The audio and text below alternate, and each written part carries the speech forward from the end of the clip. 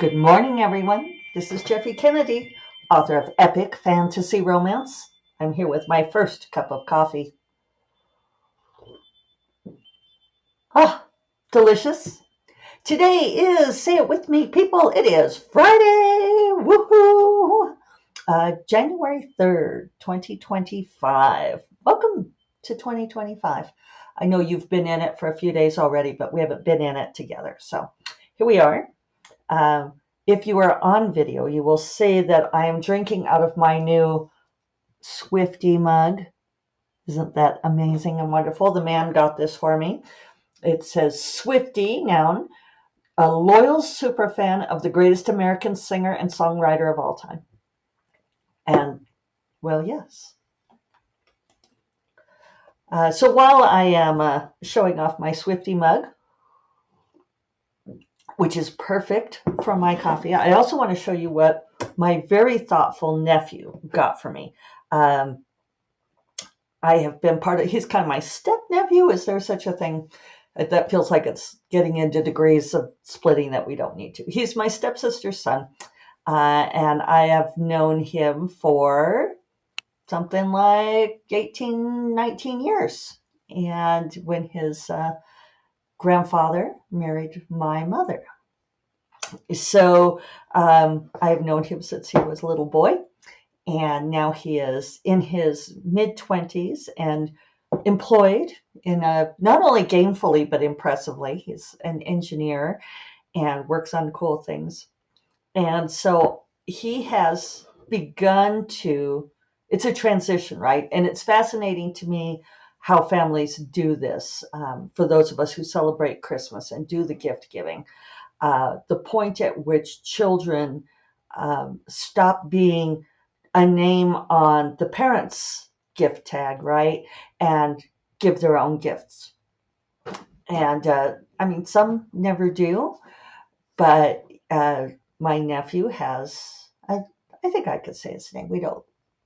He won't mind. Also, he's single. Hopefully he won't see this because he'll probably kill me. Single and looking, but he's so smart and so kind and really just wonderful guy, very, very tall. So anyway, the very, very tall probably is apropos of nothing, except that he is. I should put the photo on the show notes of my two nephews, Brett and Henry, standing on either side of my mom. Tall. They come from a tall family. Anyway, so Brett has started to give Christmas presents on his own. And this year he really he knocked it out of the park. And I feel kind of proud because it's really important to me to give good gifts. And people say that I'm a good gift giver. I like to think about the person. For me, it's much more about, it's not like some sort of material transaction. It's about finding something that they would not buy for themselves, something that encapsulates how I feel about them and what I think about them, which I know for some people is like way too much pressure. So, but Brett really did a great job this year with the things they picked out. So he sent me this pen. It's a Scrivener pen, and it is especially fantastic. I mean, there are a lot of thoughtful things to this. He knew that I was going to be signing like these 9,000 tip-in sheets. And so here's a beautiful pen. It is a deep dark green, my absolute favorite color. And that's not all. No, there's not a set of Ginsu knives, but it's a convertible pen. So it's got a wonderful hand feel, but you can use it either with a cartridge that you can put in with it, or you can use actual ink. And he sent me actual bottles of ink. So I'm holding in my hand actually quite large jars of ink. One is black, I assume it looks black, and the other is purple. So you all haven't seen, some of you have seen the cover for Never the Roses because it is out there online, but it hasn't been officially revealed. So I'm not giving you any clues to go look for it. In fact, the people at Tor exhorted me. They said, even if sharp-eyed readers pick it out, can you keep it to yourself? I'm like, oh, me? I am the soul of discretion. It's not like I blab on a type. I can't even say it out loud on a twice weekly podcast, right? So let me show you this. This ink is purple. I'm contemplating the wisdom of having an open bottle of purple ink over my keyboard. Let's move that, huh? So I'm trying to show it to the camera. Look at that beautiful purple ink. It's this beautiful, deep, royal purple. And the rose on the cover of Never the Roses is almost this exact shade of purple, which I did show to my nephew Brett at Thanksgiving. And so it was, he did all the things. And I feel both touched that he thought of me in such thoughtful ways, and also kind of proud that I am the auntie who teaches him such things. I don't think Brett's ever going to listen to this podcast, so I'll tell you one other thing. No, I won't tell you this. He'd be embarrassed if he ever did. A piece of advice I gave him, but I did give him a piece of advice regarding dealing with young women. What I really want him to do is let me do his social media dating app profile. But I thought about like giving him a coupon for that for Christmas, but I didn't. But Brett, if you are listening to this, I mean, I would totally do your dating app profile. I would even like be the person to screen people on there for you if you want. I'm sure there's something terribly unethical there. Anyway, the cover that I can share is the wonderful cover for Magic Reborn, book 3 in Warriors of Magic. And there it is on video. Maybe I will actually make this be the picture on the show notes. Shows Killian in his spectacles, holding a big book, and Elise. So that is up for pre-order. I did set it for October 31st. I am going to have to bump Strange Familiar to March 2nd, which is the longest I can bump it to. But I am making progress on it. I'm just not going to make the January 27th release, alas. But, so it goes, and I hope you all forgive me. So it's been a decent week. I've gotten 8,000 words on Strange Familiar this week. I am trying for 3,000 words a day, so I should be at 12,000, but I am doing over 2,000 words a day on average. And going from 0 to that is decent, so I'll take it. And I am on track to get this done for March 2nd release. So, God willing, and the creeks don't rise, that'll... and that editor, Allie, doesn't want me to turn around a revision of whatever we're calling it. A Rose on the Mirror, Always the Thorns. It's got a couple of working titles. Book 2. Book 2, this book that comes after. It's not a direct sequel to Never the Roses. But yeah, if she wants me to turn that revision around really fast, then I'm just going to have to cancel the pre-order for Strange Familiar, which I don't want to do. I know many of you out there have already pre-ordered it. Thank you. I'm trying. I'm doing my best. And I know you all are very patient with me. You're amazing. All right. What else do I have for you? All right. So I want to talk a little bit more about goals. I mentioned on Monday the idea of putting goals in various categories in envelopes. With nice stationery or not. It's funny, the transcript goes right to ARY. I wonder if the spelling of ERY is going to fade away. apropos of very little, but interesting. Um, sorry. So it doesn't have to be a beautiful note paper, but I think that adds something to it. It gives it a sense of occasion, of being something, a bit of a ritual, being important to do. So you write those down for the various categories that matter to you: mental health, uh, love life, financial, artistic goals, whatever. And you can write down one goal or several, totally up to you, and put them in a drawer for a year. And if you're me, you make yourself a note on, for December 31st next year to get those out and look at those, because I think once I did it and I like totally forgot about them and I found them like a couple of years later. I'm sure you all are much more responsible than I am. But it is interesting because you do kind of forget what your goals are. Even if they're firmly in mind, I'm trying to explain how something can be both firmly in mind and forgotten. Even though you think they're firmly in mind, you may forget the specifics. You may forget some of them. Some of it might be willful forgetting. When I've done this before, I've looked at some of those goals and thought, well, why did I think that was important?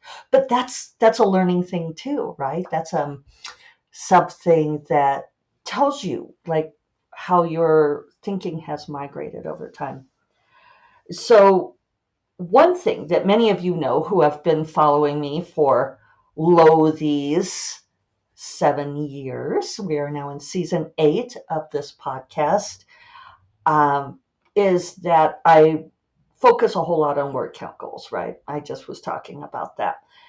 And I had been distressed at the end of 2023, and I'm looking at my we're not going to call it obsessive, but detailed,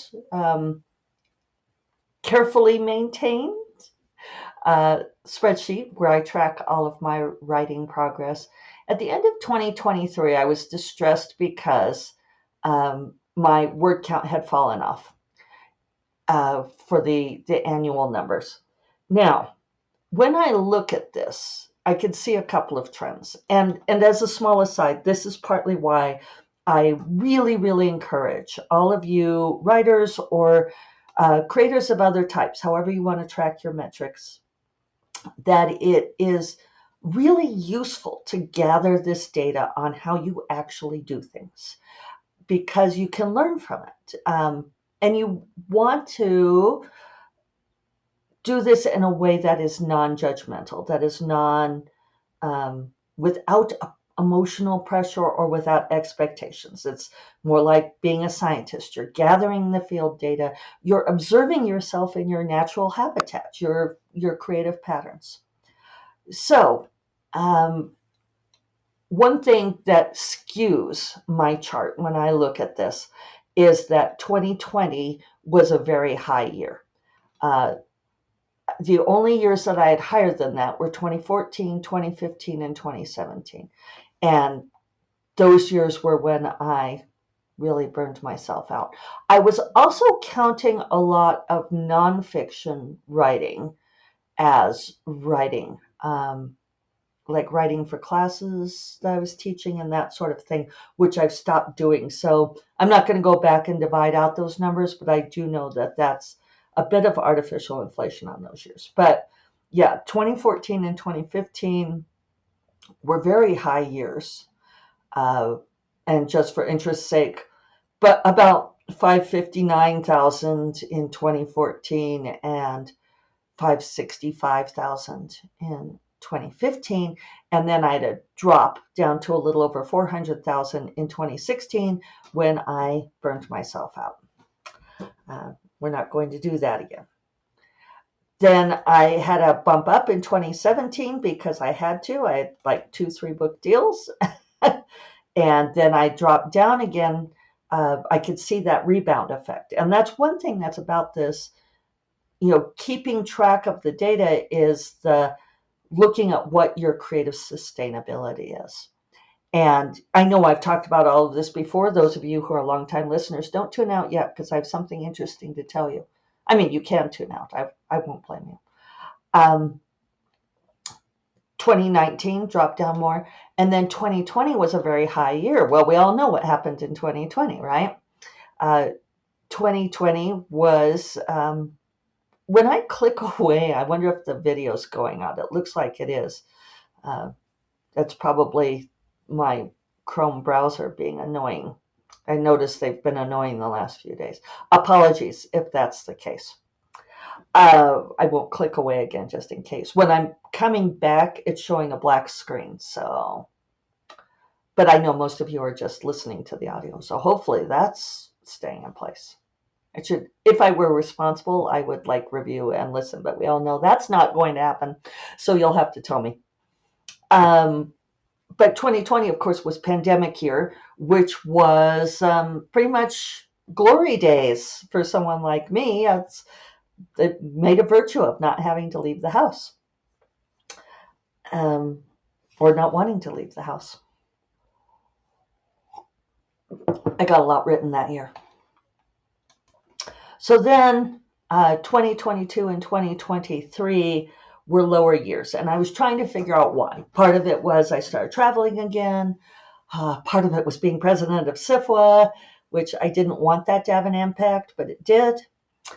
And so now I had tried for 2024, even though I was still president of SIFWA for most of that year. And for, the first 6 months anyway. I really thought that I was like going to get my productivity back up again. And then, of course, my stepdad died, and that had an impact on me. So inconsiderate of him to die in my arms like that. So anyway, 2024, officially the lowest word count year since I have started tracking. And before I wail and moan too much over that, I was revising a lot of previous stuff, and working on traditional publishing contracts. And this is the interesting metric. This is the thing that I think many of you will be interested in, is that I, of course, crunch all my royalties, and I haven't quite finished for 2024 yet. I'm close, but I haven't done everything yet. It's only the 3rd of January. I wanted to have it done on New Year's Eve, but that didn't happen. But I've been writing, so yeah, I get a pass. I amuse myself. But one thing that I started doing is figuring my total income from book sales for the year compared to number of releases. Because, of course, common wisdom, especially within the self-publishing committee, there's a committee too, community, is that, rapid release works, which it does until you burn yourself out. But that the best thing, I always say this, the best marketing you can do is write the next book, right? Well, so I looked at how much I was making compared to number of releases in a year. And I think this is really interesting.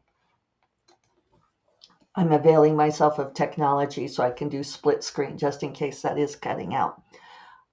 So I came up with a metric of how much I'm earning per release, per number of releases each year. So of course, it's funny because my last year, 2024, I had one release, one. And I know that those of you who also self-publish or multiply publish, you are cringing for me. In 2023, I had 2 releases. It's just kind of worked out this way. My highest release year was 2021. I had 7 releases in that year. But what I am finding is that the amount of money per release, when I figure this out, and it just ends up like it used to be 10 cents. 10 cents per release. What is it? It's the ratio. Sorry, I had to rework the numbers. Per words written. That's why it's important. I had to look at my formula. Yeah. So when I look at how many words I write during the year, so it's not number of releases, it's how many words I wrote in the year. I'm always interested in like what my pay per word is, right? Which is, like not since the glory days have I gotten $1 a word. So back when I first started out, I was making like 2 cents, 1 cent, 3 cent per word written. So those years when I wrote lots and lots of words, I was building my career, building my backlist, and making very little. And now I am up to like 22, 25 cents a word, which doesn't sound monumental, but my income has come up and it's made it a much more sustainable career for me. So I wanted to share that with all of you, and I'm fascinated, those of you especially who are prolific writers of words and keep track of numbers like this. I would love to know what your metrics look like, how that's changed over time. So on that note, I'm going to go produce some words.